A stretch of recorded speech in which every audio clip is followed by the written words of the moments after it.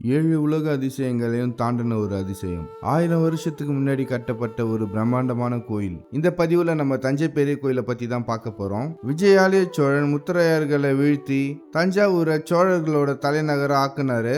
அதுக்கப்புறம் 400 வருடங்கள் சோழர்கள் தஞ்சாவூர் ஆண்டு வந்தாங்க.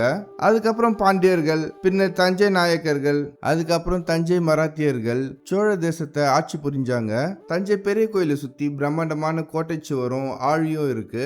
இந்த கோட்டை சுவரும் ஆழியும் 16ஆம் நூற்றாண்டுல சிவப்ப நாயக்கரால கட்டப்பட்டது. சூரியன் உதிக்கிற கிழக்கு திசையை நோக்கி தான் இந்த கோயில் கட்டப்பட்டிருக்கு. இப்போ நீங்க பாக்குற இந்த நுழைவாயில் மராத்திய மன்னர்களால கட்டப்பட்டது. இதுவே பார்க்க பிரம்மாண்டமா இருக்கு. இந்த தஞ்சை பெரிய கோயில்ல 2 மதில் சுவர்கள், 2 வாயில் கோபுரங்கள், ஒரு நந்தி மண்டபம், அப்புறம் மக்கள் கோயிலை சுத்தி பார்க்கறதுக்காக ஒரு திருச்சுற்று மாளிகை, அப்புறம் 216 அடி உயரத்துல ஒரு பெரிய விமானமும் இருக்கு. இப்போ நீங்க பாக்குறது கேரளாந்தகன் திருவாசல்.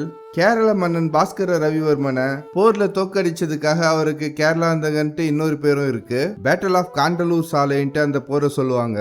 இதுல பாருங்க எவ்வளவு சிற்ப வேலைப்பாடுகள்லாம் இருக்குன்ட்டு.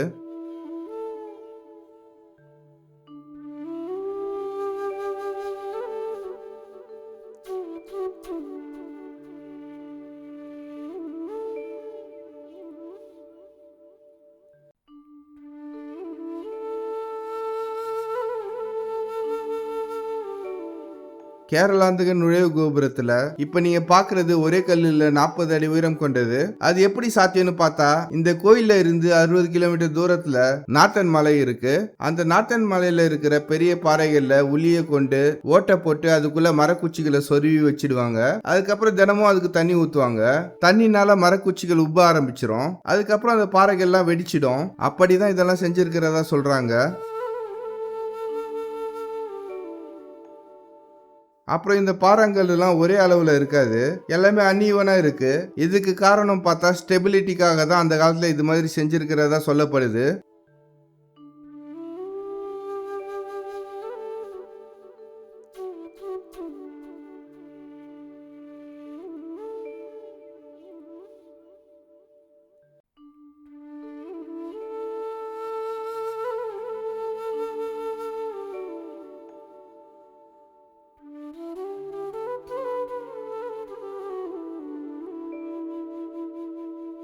அப்புறம் இப்ப நீங்க பாக்குறது ஒரு லாக் சிஸ்டம். அதோட ப்ரொஜெக்ஷன் தான் இது. உள்ள ஹோல்ஸ் இருக்குமா, லாக் பண்ணி இப்படி செஞ்சு வச்சிருக்காங்க.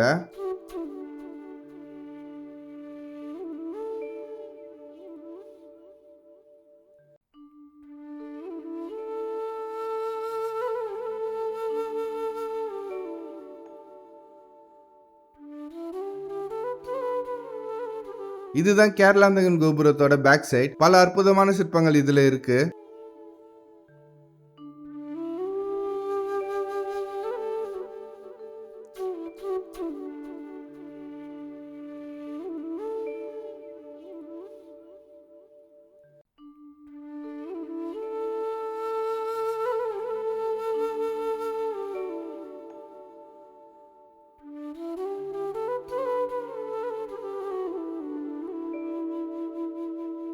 அதுக்கப்புறம் இது 2வது வாசல். இதுக்கு பேரு ராஜராஜன் திருவாசல்னு சொல்றாங்க. இதுலயும் பாருங்க எவ்வளவு சிற்ப வேலைப்பாடுகள்லாம் இருக்குன்ட்டு. இதுல துவாரபாலகர்களோட சிற்பம் எவ்வளவு பெருசா இருக்குன்ட்டு பாருங்க. ஒவ்வொரு சிலையும் 18 அடி இருக்குன்ட்டு சொல்றாங்க.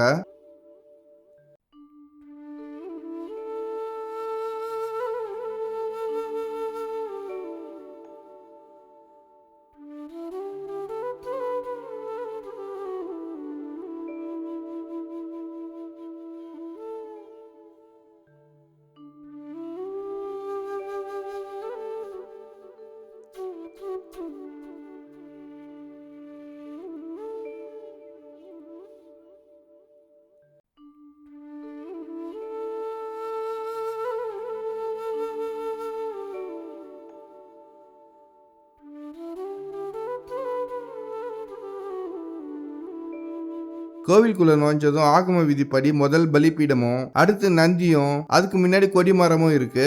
ஆகம விதினா கோயில் எப்படி கட்டுறது, எப்படிப்பட்ட பூஜைகளை செய்வதுன்ட்டு சொல்றதுதான் ஆகம விதி.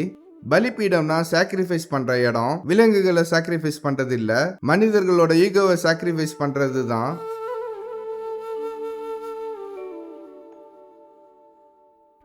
அப்புறம் கோவில் விமானம் மிக பிரம்மாண்டமா இருக்கு. 216 அடி உயரம்.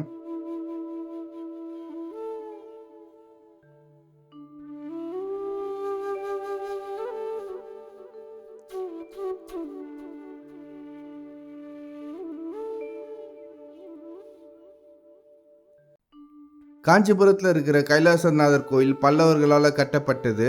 அந்த கோயிலை ஒரு இன்ஸ்பிரேஷனை வச்சு தான் ராஜராஜ சோழன் இந்த கோயிலை கட்டினதா சொல்லப்படுது.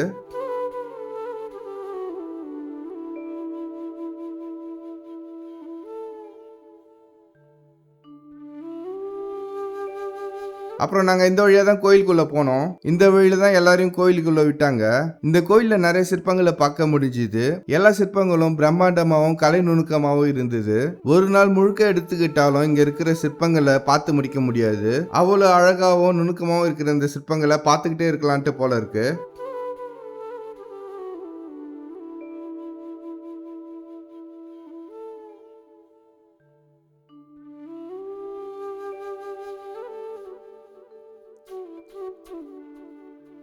அருள்மொழிவர்மன் அதாவது ராஜராஜ சோழன் கிபி 985 முடிசூடி இருக்காரு. கிபி 1010 இந்த கோயிலை கட்டி முடிச்சிருக்காரு. அவர் முடிசூடி 25ஆம் ஆண்டுல இந்த கோயிலை கட்டி முடிச்சிருக்காரு. இந்த கோயிலை கட்டி முடிக்க கிட்டத்தட்ட 6 ஆண்டுகள் ஆனதா சொல்லப்படுது.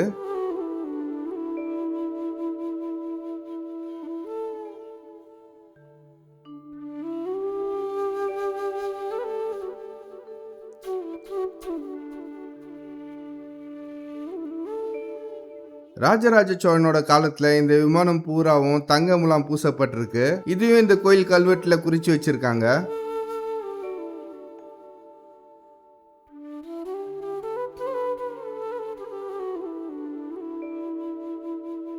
இப்ப நீங்க பாக்குற நந்தி 16ஆம் நூற்றாண்டுல நாயக்க மன்னர்களால கட்டப்பட்டது. இதோட உயரம் பாத்தீங்கன்னா 12 அடி. அதுவும் ஒரே ஒரு கல்லால இந்த நந்தி கட்டப்பட்டதுதான் அதிசயம்ட்டு சொல்றாங்க. நாயக்க மன்னர்களோட சிலைகளும் இங்க இருக்கு.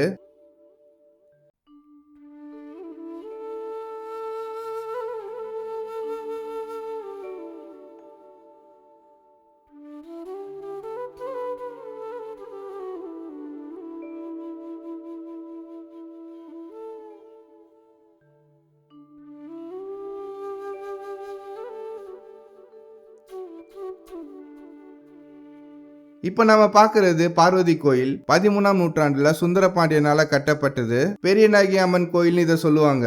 இந்த கோயில்ல துவாரபாலகிகளை பார்க்க முடியும். இந்த கோயிலுக்கு மேல இருக்கிற பெயிண்டிங் எல்லாம் 18ஆம் நூற்றாண்டை சேர்ந்தது. இன்னமும் அழகா இருக்கு.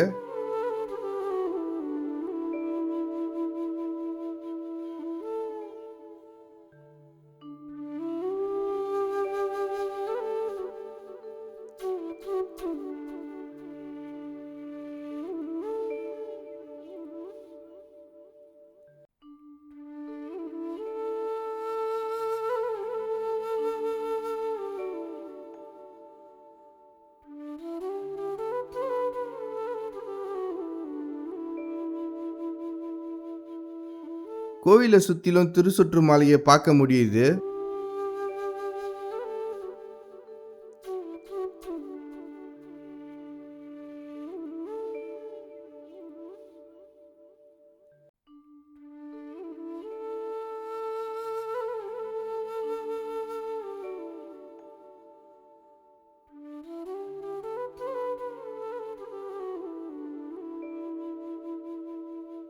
அப்புறம் இந்த கோயில்ல இருக்க சிவலிங்கத்தோட உயரம் 13 அடின்னு சொல்றாங்க.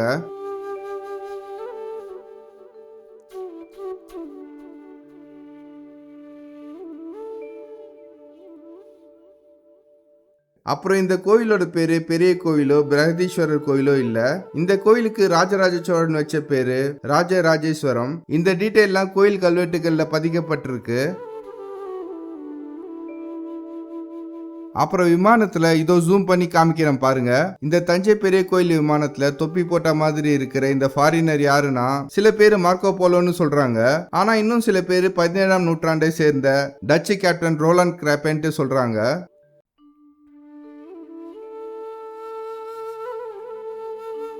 பகீரத மன்னரோட முன்னோர்கள் சாபத்தினால இறந்துடுறாங்க. அந்த காலத்துல ஆகாயத்துல இருந்த கங்கைய பூமிக்கு கொண்டு வந்து பகீரத மன்னரோட முன்னோர்களோட அஸ்தியை அதுல கரைச்சி அந்த முன்னோர்களுக்கு சாபத்தை நீக்கணும்னு நினைக்கிறாரு. அதுக்காக சிவனை நோக்கி தவமும் இருக்கிறாரு.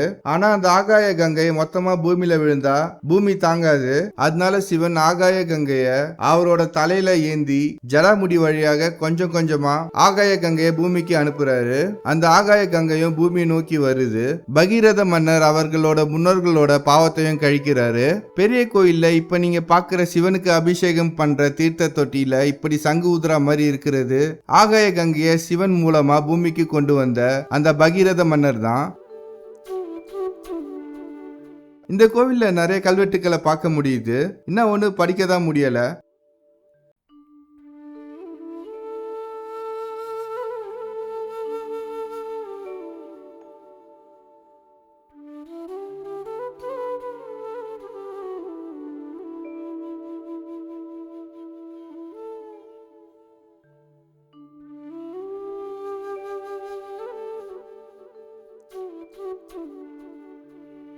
அப்புறம் இதுதான் ராஜராஜ சோழனால கட்டப்பட்ட நந்தின்ட்டு சொல்றாங்க.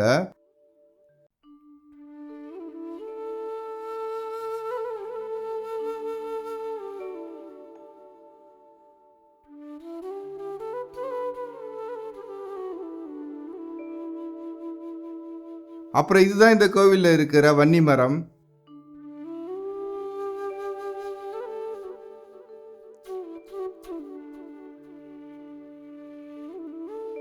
நாங்க போன டைம்ல கூட்டம் அதிகமா இருந்தது. அப்புறம் கோயில்ல ஒரு இடத்துல சிறுவர்கள் கூட்டம் அதிகமா இருந்தது. நாங்களும் அங்க போய் பார்த்தோம். அங்க சில ஆப்பிரிக்க கலைஞர்கள் எல்லார் கூடயும் போட்டோ எடுத்துட்டு நட்பா சிரிச்சு பேசிட்டு இருந்தாங்க. நாங்களும் அதை பார்த்தோம். அந்த ஆப்பிரிக்க கலைஞர்கள் எல்லாம் ஓவியம் வரைஞ்சிட்டு இருந்தாங்க.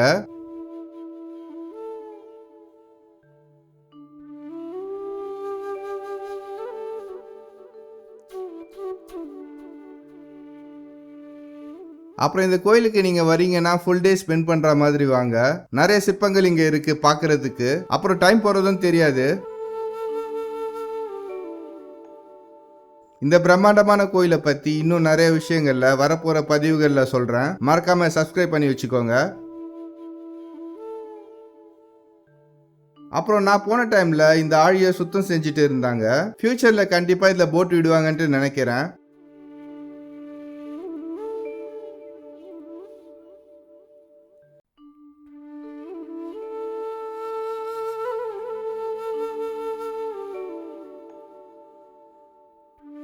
அவ்வளவுதான் நண்பர்களே இந்த வீடியோ. நான் அடுத்த பதிவுல சந்திக்கிறேன். அதுவரை சிரிச்சுட்டே இருங்க, சந்தோஷமா இருங்க.